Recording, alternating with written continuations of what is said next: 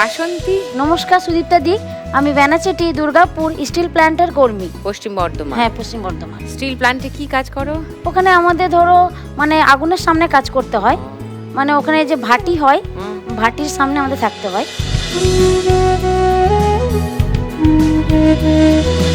কঠিন কাজ। তুমি স্টিল প্ল্যান্টে কাজ করছো কতদিন হলো বাসন্তী? 3 মাস। 3 মাস? হ্যাঁ। ও, তার আগে কি করতে? তার আগে আমি গান বাজনা করতাম। গান বাজনা? হ্যাঁ, গান করতাম। গান বাজনা বাবাই শিখিয়েছিল। তো বাবার স্বপ্ন ছিল গান, মানে গান গাইবো। হ্যাঁ, তারপরে বাবা মারা যায়। বাবা মারা যাওয়ার পরে মা অসুস্থ হয়ে পড়ে। প্ল্যান্টেই মা কাজ করতে করতে অসুস্থ হয়ে যায়।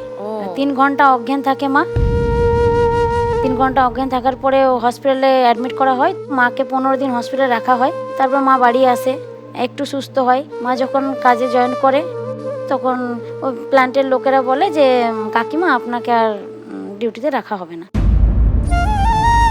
তো মা কাঁদাকাটি শুরু করে দেয়, যেহেতু আমার মাই ছোটোবেলার থেকে মানে সংসার চালিয়েছে।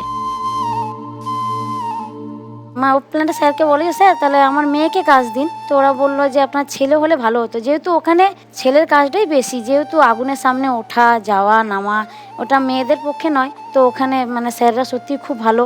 তো বললো ঠিক আছে আপনার কোন মেয়ে ভালো বলুন, কোন মেয়েকে কাজ দেবো। তো মা আমাকে বললো তুই করবি। তো আমি সবার কাছে দিদিদের কাছে পারমিশন নিলাম যে আমি কাজ করব কি করব না। আমার বর আছে, কিন্তু মাকে বললাম যে না কাজ করলে কি আছে, তোমার জামাই দেখবে। তো মা চায় না, মা চায় যে যতদিন আমি থাকবো তুই আমাকে দেখ।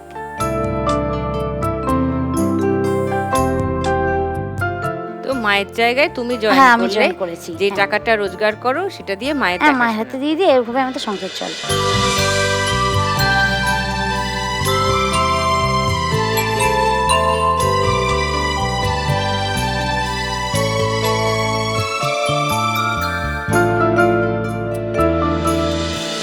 যে টাকাটা ওখান থেকে পাই ওটাতে তো সব কিছু হয় না, যেহেতু খুবই কম পাই। যদি ডিউটি যদি না যেতে পারি তাহলে কোনো টাকা নেই।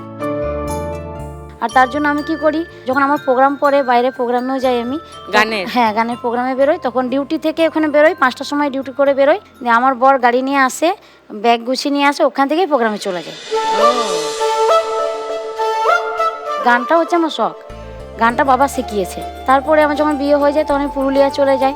বাবা শিখিয়েছিল বাউল গান, তারপর ওইখানে গিয়ে পুরুলিয়া গান শিখে গেলাম। শ্বশুরবাড়ি যেহেতু মানে পুরুলিয়া। ঝুমুর গান গাও? হ্যাঁ, ঝুমুর টাইপের ও গান তো গাই। শোনাবে না আমাদের হ্যাঁ, গান? নিশ্চয়ই শোনাবো। হ্যাঁ। দেখুন লাখ টাকার লক্ষ্যে লাভের সম্পূর্ণ এপিসোড সান বাংলার ইউটিউব চ্যানেলে।